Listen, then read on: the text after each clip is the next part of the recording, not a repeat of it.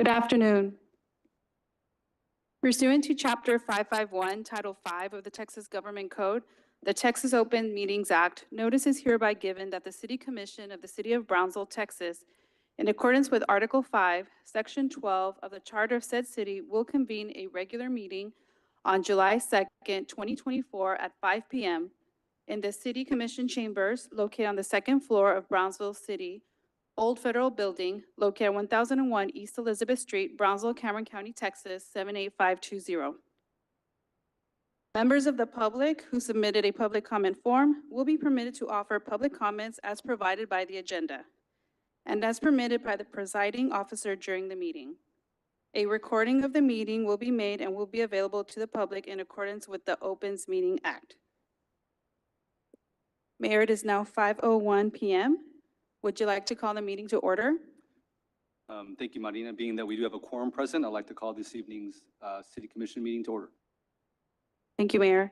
The next item is invocation, which will be done by Ms. Rosalie Marie Fernandez, followed by the Pledge of Allegiance. Good afternoon, everyone. If everyone would bow their heads, close your eyes. As we gather together, Father, bless all our officers and all of them who take part in these grand decisions for the city of Brownsville. Let us reflect on William McPherson, who was the superintendent for a stone quarry when a blast severely injured him. He lost his eyesight and both hands in this explosion.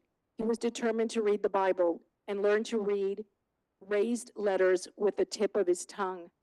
It is said that he read through the Bible 4 times in this manner. May all our officers have the tenacity and determination, just like Mr. McPherson, as they were willing to take office because of the love they have for Brownsville. Fill them with wisdom and knowledge. Light up the path they should take. The word is a lamp unto my feet and a lamp unto my path. We pray that our city will always have an abundance, never lack funds for anything. We pray for the health of each person here and their family. We lift up the family of Carlos Cascos, our former Secretary of State, judge, a leader in our community, someone who truly loved our city. May the good Lord comfort all of us in this great loss. Obstacles in order to get things done. May no one be discouraged. God who said, let light shine out of darkness, let the city of Brownsville shine.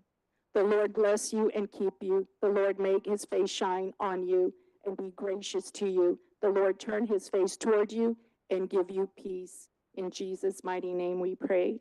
Amen.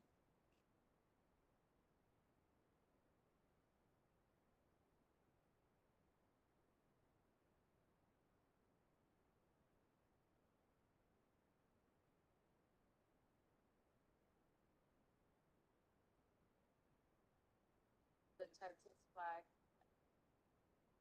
Texas, one state, one.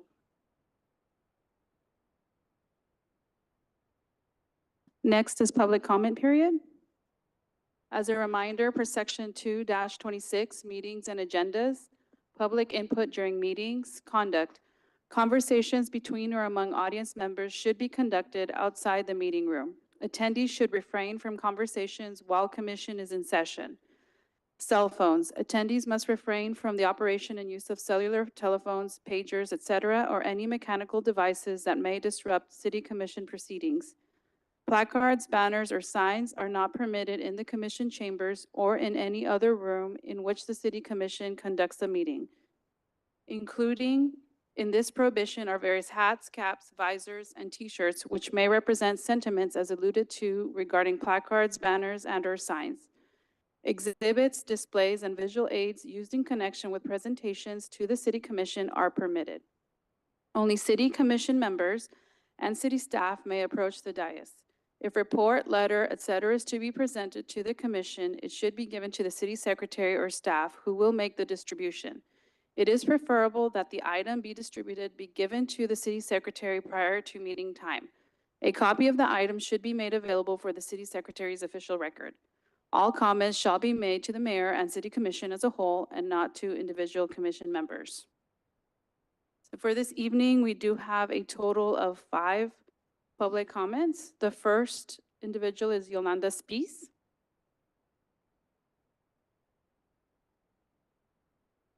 Welcome, Ms. Spies. Please state your name for the record, and you have 3 minutes. My name is Yolanda Spies. Buenas tardes, comisionados y alcalde. Quiero hablar de que cada vez más personas están alzando la voz y el liderazgo de la comisión ya no puede ignorarme ni a mí ni a los residentes de Brownsville que se están quejando. No pueden esperar ser reelectos si siguen así. Necesitamos una investigación policial y que se supervise de cerca a las personas involucradas si queremos mantener el orden en esta ciudad. También es integral, es esencial que el proceso de presentar quejas sea más sencillo, menos estresante y sin temor a las represalias, porque sí hay represalias y no es bonito. Tienen que decir ustedes sí a la empatía, sí a una mejor capacitación y sí a deshacerse de la incompetencia y la negligencia antes de que alguien muera. No es adecuado tener poder y no usarlo para servir y proteger a los residentes de la delincuencia y la corrupción en esta ciudad. No somos un país de tercer mundo y necesitamos que dejar de actuar como tal. Les suplico que presten atención a este asunto tan serio. Espero que tomen estas inquietudes en serio y que trabajen para crear un entorno más seguro y justo para todos los residentes en Brownsville. Les estoy hablando en español porque claramente hablándoles en inglés de nada me sirvió.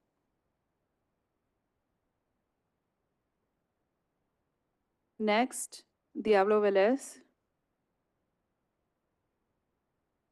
Good evening, Mr. Velez. You have 3 minutes. Please state your name for the record.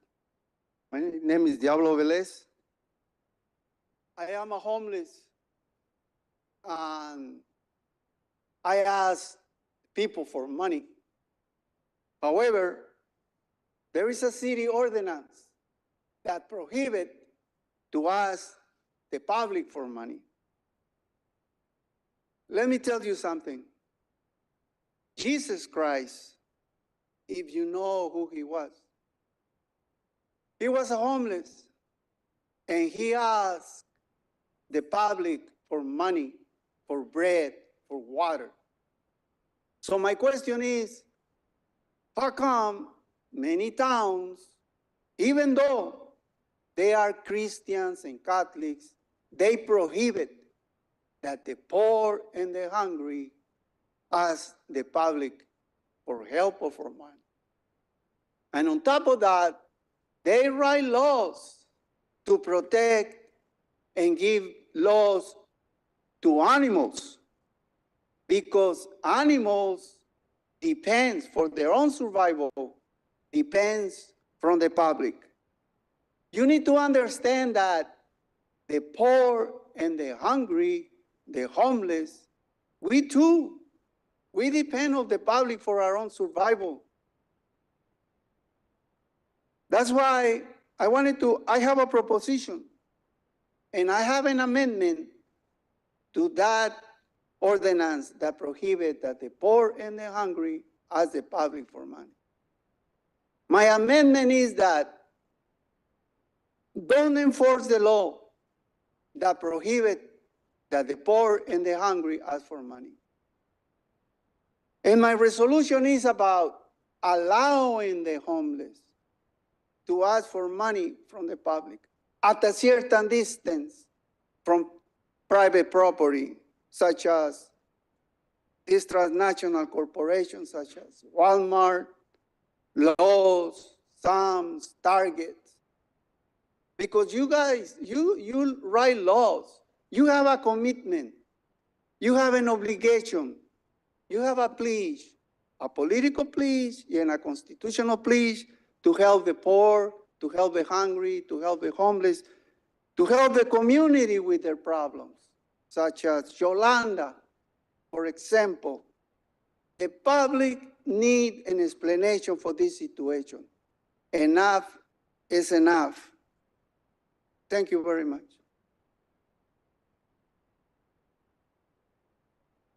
Next is Patricio Ahumada.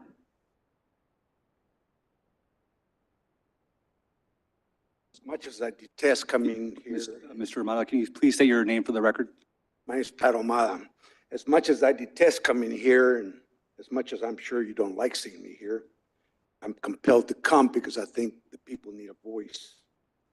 And I'm talking about addressing the people's needs. The property valuations have gone up so crazy. It's not sustainable for the people of Brownsville. They can't afford it. I have a 94-year-old woman whose property, she owns a lot that's landlocked, no access to it. That went up from 24,000 to 184,000. That's an 855% increase. That's about $5,000 worth of taxes. And she's not the only one. I just, 173 Shoreline, I just brought the value down by 314,642. These are people that are paying excessive amount of taxes because the appraisal district is out of control. They're raising values, not market value, but just based on what they want to do. And then you have boards there, they're incompetent, they don't know what market value is, and you go before, if you know how to protest it, maybe you'll be successful, but most won't. Some can't afford to hire me. Some I do pro bono to try and help. But you are the elected leaders, and you need to be the voice, and you need to look into this. What I suggest is that you reduce the ad valorem tax rate by the increased revenue from 2022 to today. That difference, tax rate should go down to compensate for this crazy high valuations. I reduced the property next to Glory Lumber Company, that little strip there. They went up from 55,000 to a little over $1 million. Some time back, I reduced it back down to 55,000. But if they can't hire somebody or they don't know how to do it, they have to pay the taxes. And the city benefits, all the public entities benefit, and then they waste the money. You hear of all these scams, you hear all this squandering, and the people are paying the price. They can't afford it. I look at property, and I can show you here in low-income areas where their land is valued at $875 a square foot. Go to Land O'Lakes or Saca Lot, they're valued at $475 a square foot. How can that be fair? That is an injustice to the people that can't even afford to pay the taxes. I have some properties here that are landlocked. You can't even get to them. They went up 697%, 338%, 697%, 697%, 633%, 856%. Thank you, Mr. Romano. Appreciate your time. Please reduce the tax rate. Help the people of Brownsville. Next is Ezequiel Silva.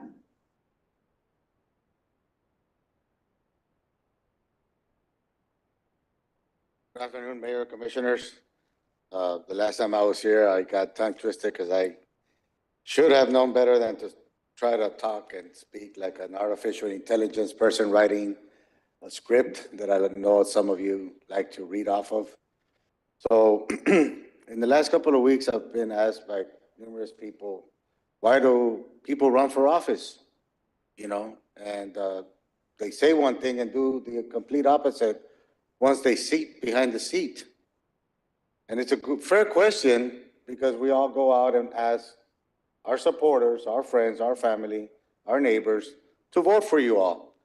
And we believe in what you all say at the beginning when you're running for office. And we really truly believe that this time around, there's going to be a positive change, that we were not going to be played, that we're not going to be lied to, that we're not going to be conned into thinking that you guys know better than the citizens of Brownsville, because we feel that you were voted and elected to the district that you all live in and should have already known the district that you represent or the city that you live in. And I think that we are stupid into thinking that you all feel that because you have the power and the gavel, that we have no voice. So some of the personal reasons for running that I searched is some candidates run because they feel slightly by the opponent or local. These candidates tend to want to stick to want to immediately go negative when their campaigns. They have a vendetta against an official or an office, or they think the best way they could fix the problem is by running for office. A lot of people do that. The word was never uttered by the incumbent because if somebody says, oh, this person insulted me, well, you never heard that person say it, but they repeat it like if it was true. Another reasons are psychological reasons. Many candidates choose to run to stoke their own ego, to be in the spotlight, and have people tell them how great they are. These candidates are running to be something rather than to do something. Many times this is about the perception of quality of life improvement associated with being an elected official. They want to make a bigger salary or get rich becoming a lobbyist after their services. They seek higher positions after being elected. The title sounds nice to them and they think people will respect them more. These people tend to not care about the issues and only about making themselves look good. The most extreme examples are individuals whose egos are so large that they truly believe that they have better known than everyone else and want to impose their will on others. Then you have opportunity reasons.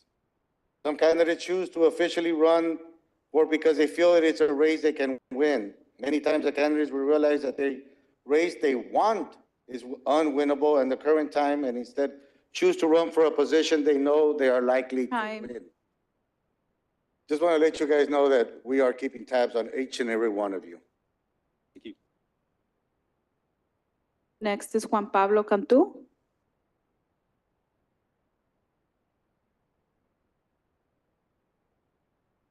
Can you please state your name for the record?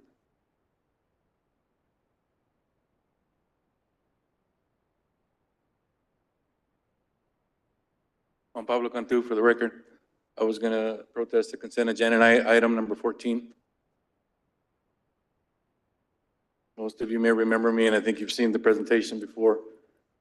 As a quick summary, protesting making that lot at 3 Pomelos Lane a commercial lot and building a McDonald's there. And among the issues that we're protesting are traffic, the noise, the smell, and light pollution.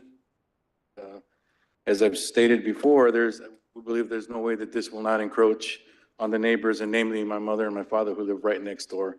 The property will be between 10 to 15 feet away from the McDonald's property. And if you would indulge me and turn to the middle of the presentation, I have some aerial views of the McDonald's in Brownsville. I found it surprising there were 9 McDonald's in Brownsville. This would be number 10. And there's a McDonald's 2.4 miles away from my parents' home. And there's another McDonald's facility about 2.7 miles away. They're going to be real close. And just thinking out loud, I can't think that would be good for the business model, right? But in particular, it says number 1 in a red square in the top left, Boca Chica and Central Boulevard. If you'll note, there's a McDonald's there and a trash bin towards the end of the property, which is closest to the residents. And I know that there's a city ordinance, and I can't help but think that something like that may be followed at my parents' home or near my parents' home. The next page is this top left square number 2. This would be Expressway and 77 Boca Chica, the aerial view of McDonald's. If you notice, there are trash bins in the alleyway. They're also closest to the residential homes. Again, in violation of the ordinance, as I understand it. Square number 3, the next page, International and Boca Chica. Some of the things I do also want to stress that in the larger McDonald's, they have 3 entrances. And I can't help but think there'll be an entrance on Altenglor, Paredes Line Road, and Pomelos Lane. which is a very small 30-foot road, as we mentioned the last time. What I find very alarming is there's very little that the commission can do to stop them. And I have some instances here, pictures, and we can go on, but where the trash bins are closest to the residents. And they have, in some cases, an alleyway or a small road in between the McDonald's. In our case, we will not have that. And the pictures show that the trash bins always go away from the entrance and they go away from the main thoroughfares. And that's going to be closest to the residents. And namely, it'll be either my parents' home or the house just west of them. And I have some concerns. These are my concerns. Very much. The last 2 pages is a protest from 2 residents' homes that live there.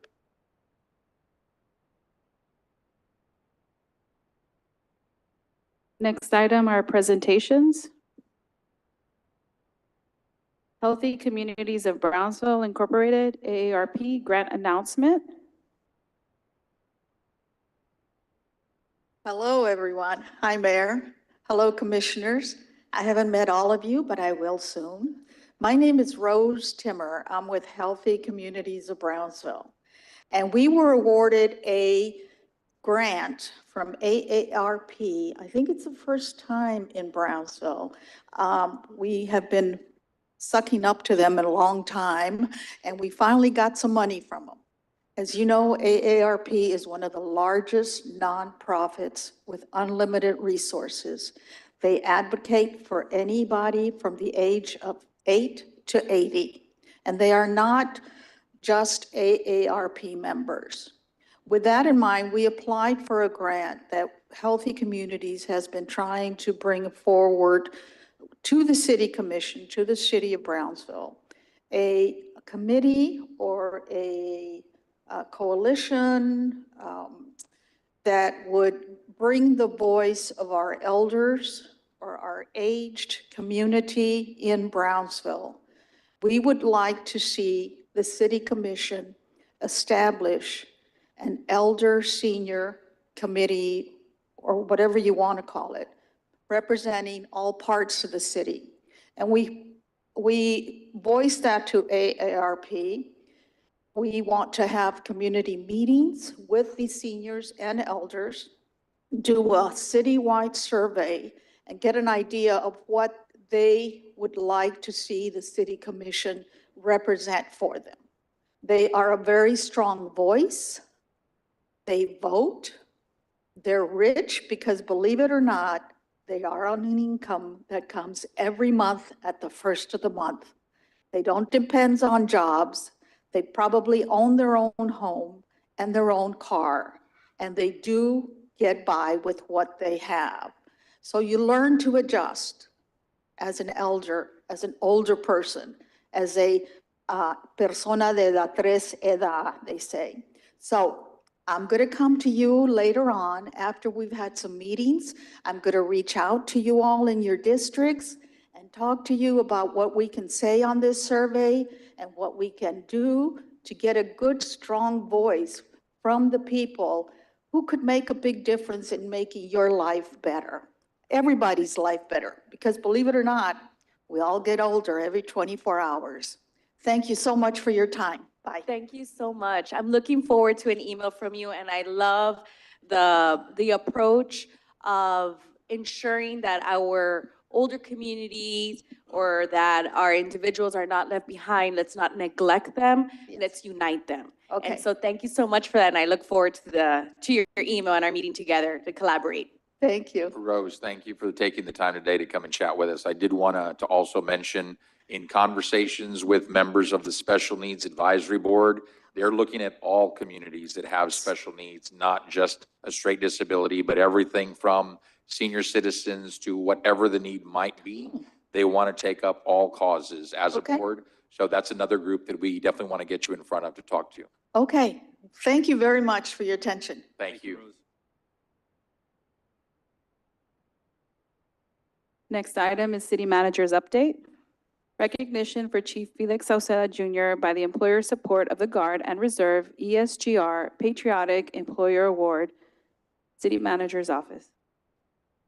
Good, good evening, early evening, City of Brownsville Mayor, City Commission.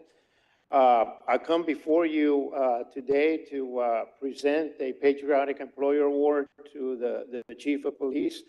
But before we do that, I want to just say a few words about what the Employer Support of the Guard and Reserve stands for. ESGR is the acronym for those words that I just mentioned. The ESGR was started back in 1972. And there was two things that were going on. I was 8 years old, so I didn't know a lot about the Vietnam War, but the Vietnam War was coming down to an end, and the draft was coming down to an end. At that time, a lot of the service men and women that were called up involuntarily, in most cases, left their jobs. A lot of them were reservists, the National Guardsmen, and women. And so when they came back, they were having issues trying to get back into their own way of life. So the ESGR started. Since that time, the ESGR has worked with employers. Here in the Valley, there's a lot of small employers that a lot of the time hire veterans, hire guardsmen, reservists. And let me tell you, there's nothing better as far as a workforce when you have that type of leadership in your organization. But the main thing I want to say about the ESGR is that we appreciate whenever a reservist or a guardsman gets called up to serve their country. A lot of the times they have to leave their families, they have to leave their job, they're gone on deployment, could be gone for 90 days, could be gone for 3 or 4 years. We appreciate what the employer, what the employees do while these folks are out there focusing on the mission. So we can never say enough, we can never thank you enough, but we really, really appreciate that. And as a result of that, we are going to award a Patriotic Employer Award to the police chief. At this time, I'm going to pass it over to Sergeant Noriega. She's got a few words to say. Hi, good evening. Officer Laurie Noriega. I've been with the police department for 15 years. Also been serving the U.S. Army Reserve Branch for 18 years, currently still serving. Been deployed once. Today, I stand before you with immense gratitude in my heart. I am here to express my sincerest thanks to Police Chief Felix Salceda, who has been a pillar of support in my military career. I hope that this presentation serves as a token of my appreciation for being supportive during my military leave. No other words can express how grateful I am. Please accept this award on my behalf.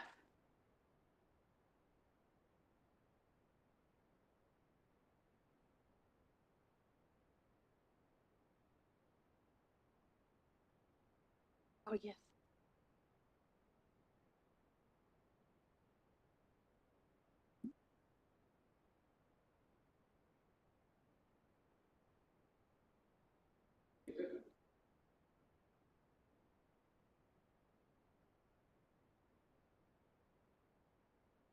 Three, 1, 2, and 3.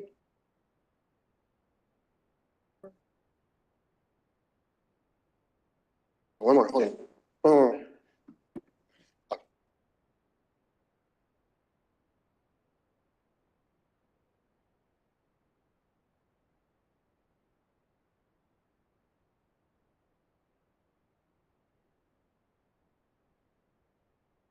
3, 1, 2, and 3.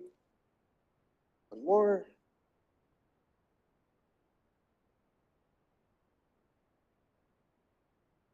Thank you.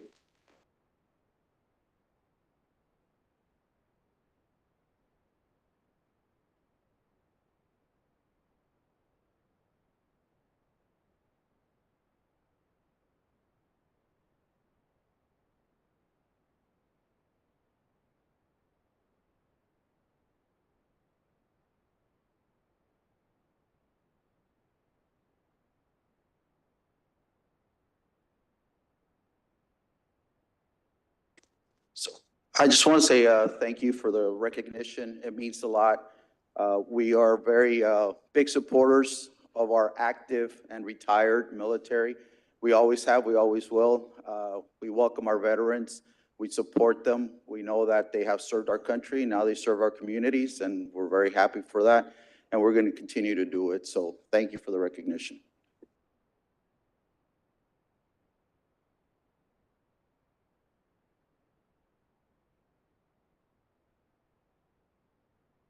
Next are consent agenda items.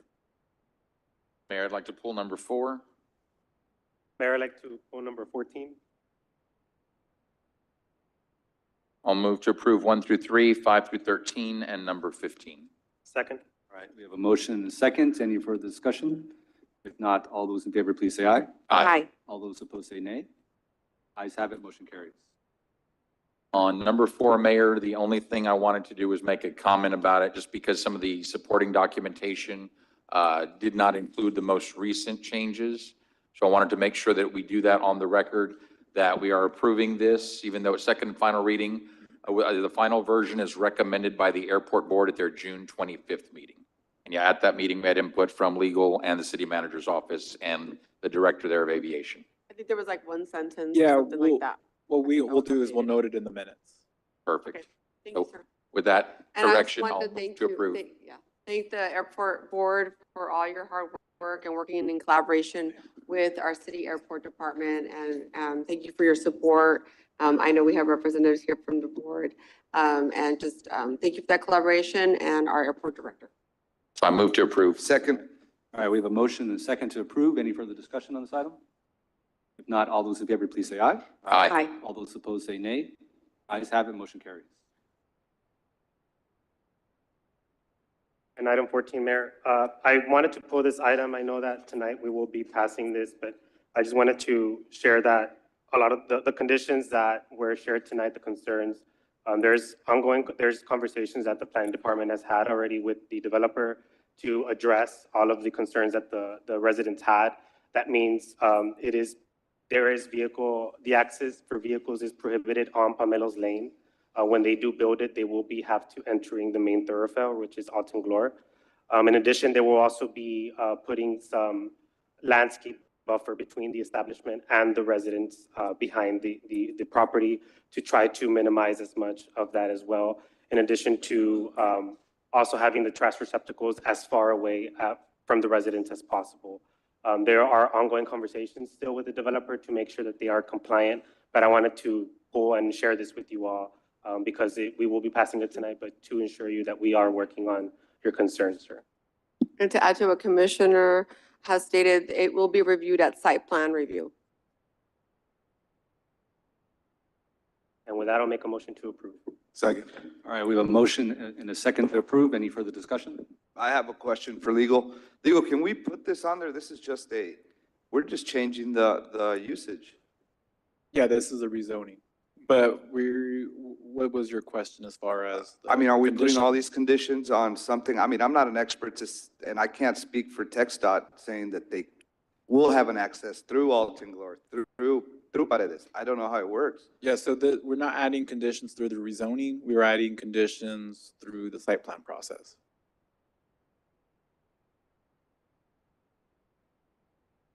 Any further discussion?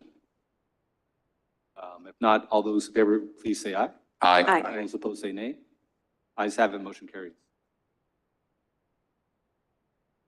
Next, public hearings. Public hearing number 1, public hearing and action on first reading of ordinance 2024-1748, authorizing the city manager to abandon, enclose, and convey by quitclaim deed to Brownsville Independent School District a 20-wide city-owned alley located within Block 7, Colonia Altavista, in the city of Brownsville, Cameron County, Texas. Good evening, Mayor and Commissioners. Mr. Eddie Santillan will be presenting this item on behalf of the Engineering and Public Works Department. Yes, good evening, Mayor and Commission. We received a request, if you go to the next slide, from Brownsville Independent School District. It has sold a school and LaGuardia School, and it's requesting to abandon an easement there. And so really that easement, from my understanding from staff, can also reinforce this, does not have any utilities in there. And so we understand that rather than having a vacated school, the University of Texas RGV is adding to their fine arts program with the purchase of this. And so UTRGV and BISD is requesting this abandonment of the street. And so we're taking it to you as per our code of ordinances. And with that, I'll leave Eddie Santillan, our right-of-way expert and our land expert, to just go through it with you. Good evening, Mayor and Commissioners. We have a request from Eddie Santillan, Engineering Department. We have a request from the Brownsville Independent School District to abandon a city-owned 20-foot alley. Longoria School was built in 1929 with additions and new construction throughout the years. And most of the buildings are on top of the alleys. This is located between East 22nd and 26th and East Harrison and Van Buren. And we do not have any utilities, no present and future plans for the alley. And our recommendation is to abandon the alley. We can answer any questions that you may have. Not a question, but I just want to make sure we put it on the record so that any citizens who are watching as we do this, this is not unprecedented. There have been occasions before where the city's abandoned alleys and we've not tried to recoup any cost for the value of those in the past, correct? That is correct. We've done it in the past. Very good, thank you.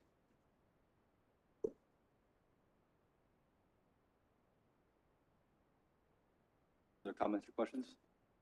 All right, this is a public hearing. If there's anyone else from the audience that wishes to address the commission on this item, please step forward. Move to close. Second. All right, we have a motion and a second to close public hearing. Any further discussion? If not, all those in favor, please say aye. Aye. All those opposed say nay. Ayes have it. Public hearing now closed. Move to approve. Second. We have a motion and a second to approve. Any further discussion? If not, all those in favor, please say aye. Aye. Aye. All those opposed say nay. Ayes have it. Motion carries. Thank you, guys. Next are items for individual consideration. Action item number 1, consideration and action to approve resolution number 2024-037, adopting a pilot program for valet parking, Office of the City Manager, Office of the City Attorney.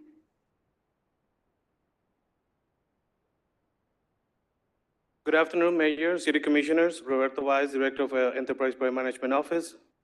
Carlos Castro, City Engineer. All right, so we're going to be discussing, we brought this topic back in March. We got some feedback from you, Mayor, Commissioners. The main feedback was for us to host a business meeting with downtown residents and owners, which we did. We hosted the meeting June 25th, last week from 5 to 7 p.m. We got a couple that owns a bar in downtown and another gentleman that owns some properties here. We got a really good discussion. Also, Commissioner De Los Santos attended, so thank you, sir. Even though the audience were small, I think they were really good on providing input. They provide things that we didn't have in mind back then. So it was really beneficial, the meeting. We discussed the benefits. We have 4 questions. We didn't have anything else as part of the meeting. Our questions were from like, do you see the demand? Do you see the services will help moving forward? How do you see the services kind of working? Basically, everybody in the audience agreed that, hey, not only we see the demand, I think we need it, and that will increase the safety and how we do rotations with the traffic, pedestrian traffic. Some of the key points that we discussed, and is part of the resolution, is $750 per year. We're looking at the valet parking services stand a strategic placement so we can avoid pedestrian traffic. And Carlos he will talk about the locations right now. Also, liability insurance will be required for the operators. And the 4 zones that were identified, again, these were part of the discussion that people who attended the meeting provided. We look at different sectors through downtown and then the core of downtown as well. But Carlos and the traffic department also provide on how the traffic flow and the traffic safety. And we have a map showing the potential sites. Next steps, of course, if you approve resolution, it will be a 12-month pilot. We did bring it up part of the meeting. We said that the pilot, it will be for us to monitor the progress and keep gathering data and feedback. we will draft the ordinance for consideration by you, commissioners. And that's what the, main aspects of the meeting were. And these are the zones that we're proposing after we have the meeting with the business owners and residents. Carlos? Good evening, Mayor and Commissioners. Yeah, these four zones were selected based on areas that we think will disrupt traffic the least. The first one is Elizabeth, between Elizabeth and Washington on 11th Street. And then also the number 2 is from Washington to Adams on 11th as well. And then Adams, number 3 is Adams between 13th and 14th. And the number 4 is Elizabeth between Elizabeth and Washington on 8th Street. Like I mentioned earlier, these are the ones that we think will disrupt traffic the least, provide spacing enough for cars can park and, get dropped off and picked up. I know there was a concern on the Roca building, the Performing Arts building. We feel we can accommodate both the drop-off of the Roca students and valet, because we can use the area between Elizabeth and the alley. There's already spaces there for parking, and we'll maintain a lane open for cars to be able to drive through and drop off and pick up children at the Performing Arts Center as well. Any questions? I have a question on when we enter into an agreement with an operator, or is the city going to operate this? No, There's going to be an operator, right? It's going to be operated, yes. Are they going to have to prove where they have capacity, or are they going to have an agreement where they're going to park their cars, or are they going to park them on the street?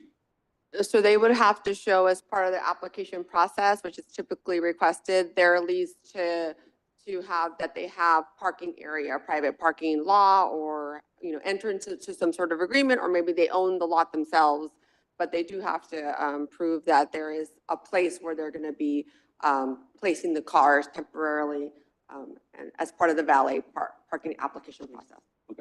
And I think part of this, Mayor, is also that if they were caught, if an operator were caught parking on street, that would be a violation of their license, and then it could be rescinded. Yes, and usually we would meet with them saying, we don't want to be like, we're rescinding your application. The city manager would need to be able to meet with them and staff to say, hey, this is not allowed, please comply with your agreement, okay? And on that same topic, it states off premises for parking / garage. Does that mean that they could also use the garage as a parking mechanism?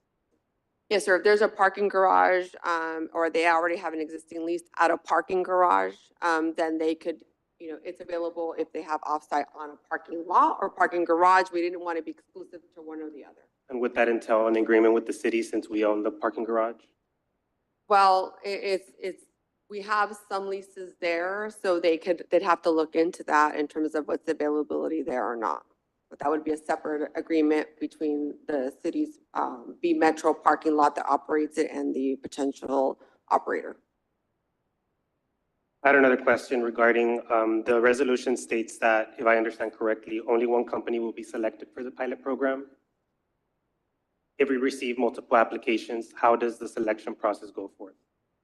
So I think one application, if one operator wanted to do multiple valet parking spots, they could, or just one.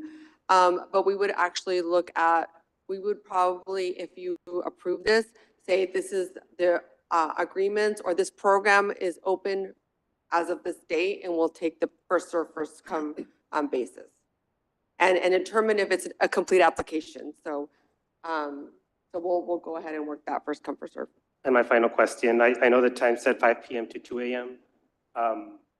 When people are getting out of the bars and everything, they sometimes get out after 2 a.m. The resolution says if they are not compliant, which is the time, my question is, if they are doing 2:30 a.m., does that disqualify them automatically? No, we can modify that, but within a reasonable period. And thank you all for accommodating Roca. I know their programming ends till 9:30. So for us to consider where we're impeding on the other organizations. Yes, we're conscious of that, yes.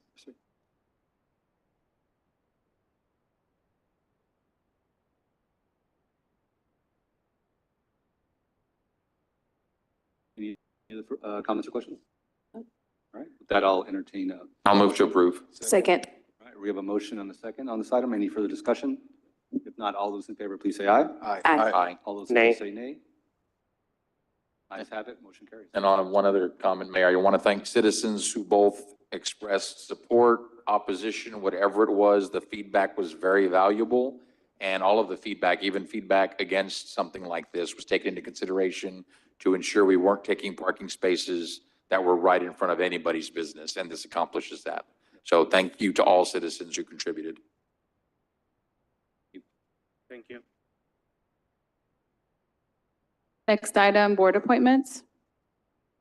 Action item number 1, consideration and action on resolution number 2024-069-A to remove members of any board or commission who have failed to submit a personal financial statement and to acknowledge the public announcement of PSF reports failed to be received as required by Chapter 38 Ethics Ordinance, Office of the City Secretary, Office of the City Attorney. So this item is for the PFS. This is to amend the resolution 2024-069-A. And this resolution was presented in the last meeting on June 18th. And so this is to amend that resolution. We did have one member, Ms. Soraima Diaz, who did submit her PFS that day. It's just that our email system blocked that particular email. And so we're requesting that amendment to the resolution. And this item also serves as a public announcement of those that did submit and those that submitted late or those that we did not receive the PFS. So we did have those that turned in by the deadline, which was all our members of the city commission or city manager, city attorney, interim city auditor, all PUB board members, 5 members from BCIC, 6 members from GBIG, 4 members from planning and zoning. Those turned them in by the deadline. We had some that turned in after the deadline or extension if applicable. So for BCIC, we did have Ms. Jill Dominguez. She turned it in on April 30th, which was the deadline, but just 15 minutes after the 5 p.m. deadline. And then, of course, we received Ms. Soraima Diaz, her report on June 18th. And then for GBIC, we received Ms. Anna Okins on June 11th.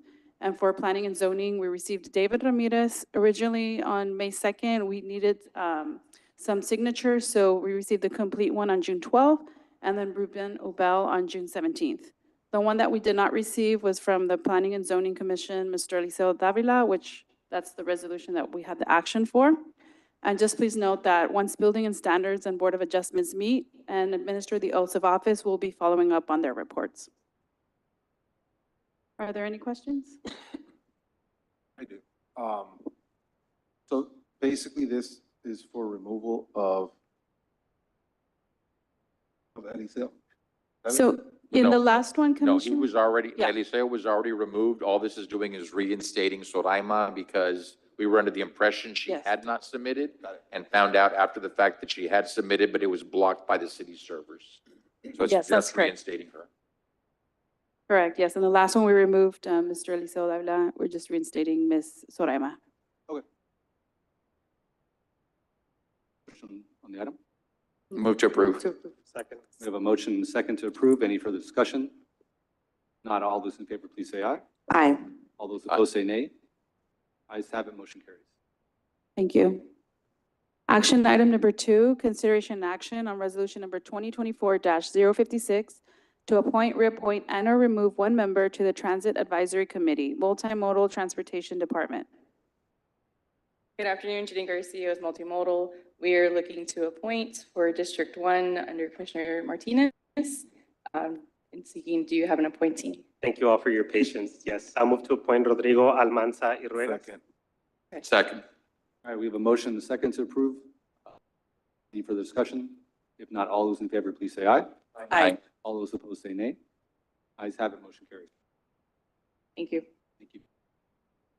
Action item number 3, consideration and action on resolution number 2024-070 to appoint, reappoint, and or remove 3 regular members to the Planning and Zoning Commission, Planning and Redevelopment Department. Good evening, Mayor, Commissioners. This time for the Planning and Zoning Commission, we have 3 available vacancies. One, as you mentioned, by Eliseo Davila, who was removed, and 2, I apologize, there's never mind. I thought there were repeated names. But we have members that their terms are about to expire. So the members who are highlighted in blue, I apologize, they're incorrectly highlighted. The ones that are supposed to be highlighted are Troy Whittemore and Aida Rodriguez, whose terms are about to expire on July 20th of this year. We had these applicants, Ms. Aida Rodriguez and Troy Whittemore, who are current members. They are reapplying. They wish to continue their service. We had two members who reside outside the city. However, we still wanted to include them so you could see who applied. One of them is in the ETJ, and then another one resides in McAllen, Texas. The one in the ETJ could have been appointed potentially. However, we already have one member who resides in the ETJ, and that would be Ms. Eliza Vasquez. I have a question. If I appoint someone today, will it be starting today and only have those 15 days, or are we going to start it on the 20th? It would be for the remainder of the term. So it would be for the 15 days left. Then you'd have to reappoint them at the next. So why would we have this in front of us for the other two? We could do both, couldn't we, Counselor? We could appoint to fulfill the remaining days of the term and appoint since Yeah. there's a term that's about to expire. Correct. You So it could. would be the same for all three. All right, so I'd like to appoint, I have a question. Commissioner Cardenas, real quick. Go ahead. Would that count as 2 terms? Shouldn't. well, What- does it What count was the as two question? terms? If it counts as 2 terms in office in the position. No. And the other thing to keep in mind, Commissioner, is that while guidance we have in there says 2 terms, it's always at the commission's discretion. I'd like to appoint Amalia Benson. I'll second. All right, we have a motion and a second. Any further discussion? If not, all those in favor, please say aye. Aye. All those opposed say nay. Ayes have it, motion carries. I'd like to appoint or reappoint Aida Rodriguez. Second. Motion and a second. Any further discussion? If not, all those in favor, please say aye. Aye. All those opposed say nay. Ayes have it, motion carries. Is Dr. Gowan online with us? So Dr. Gowan, are you on virtually? No, I would believe she was not going to be available virtually and had not submitted an appointment for this board, but for another board she has. Thank you. So we have one pending slot. We'll bring it back next meeting. Just to clarify, it is for, at least my appointment was for the remainder and the next. And then you, yeah, that's Yes. my understanding. Thank you.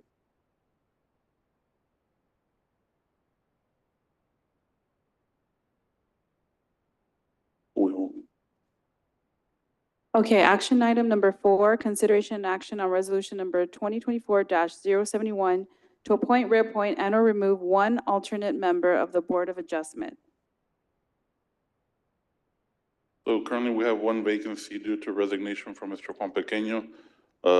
For this board, we have no applicants. However, you have the discretion to pick whomever you.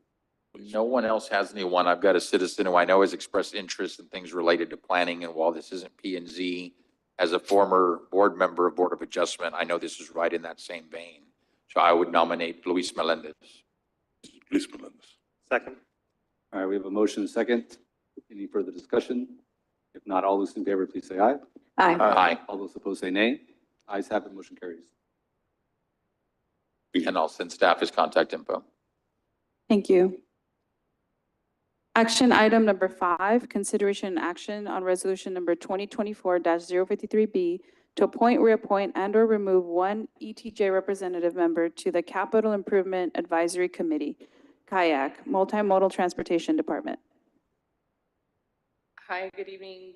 Jenny Garcia with Multimodal. We are seeking a representative for the ETJ under Commissioner De Los Santos. And I'm I would just say I finally have an appointee for you. All right. Alma Acosta. She's a local realtor who lives in the ETJ, so local, relatively speaking. All right, we have a motion and a second to approve. Any further discussion? If not, all those in favor, please say aye. Aye. Aye. All those opposed say nay.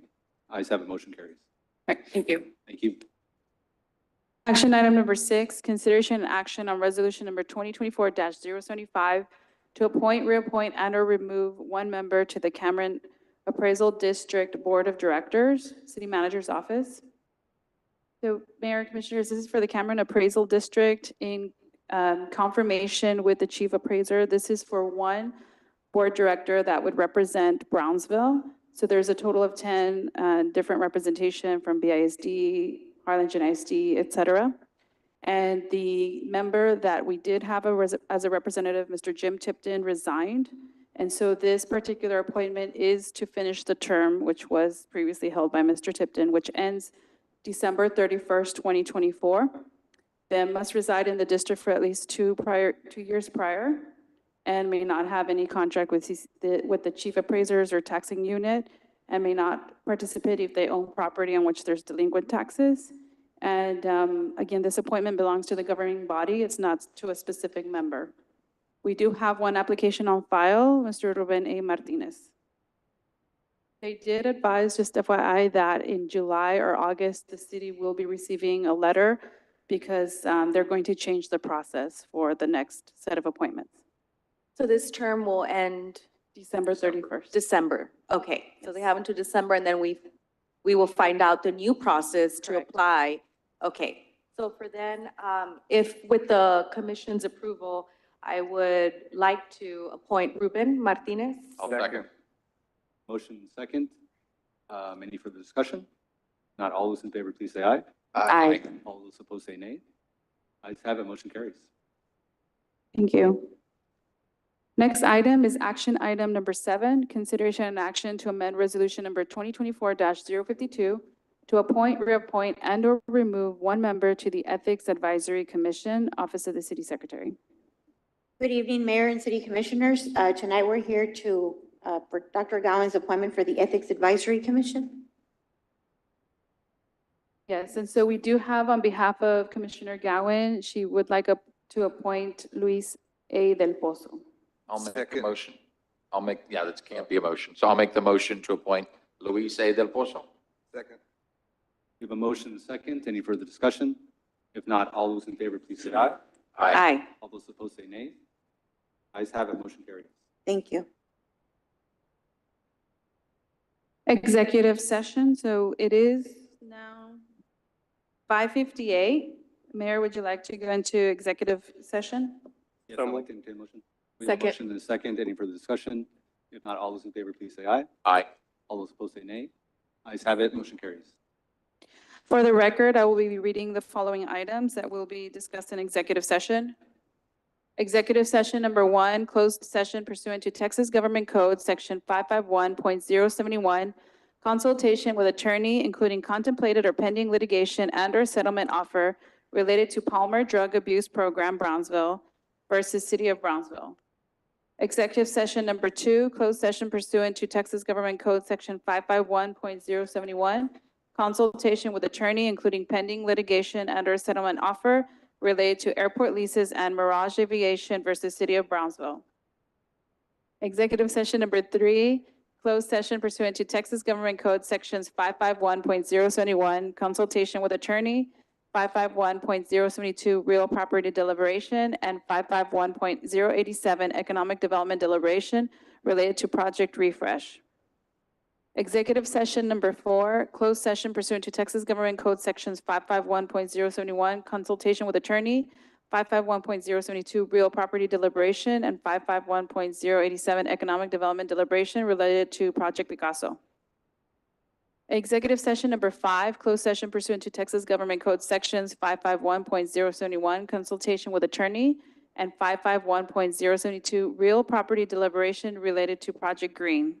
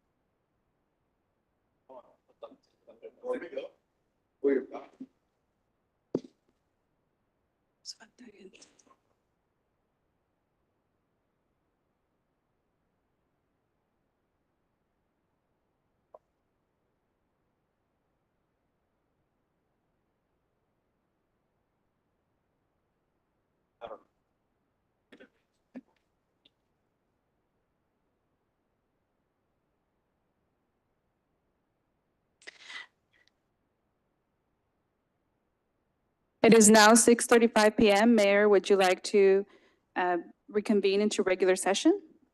Yes, please. Thank you. Possible action on any items as discussed in executive session.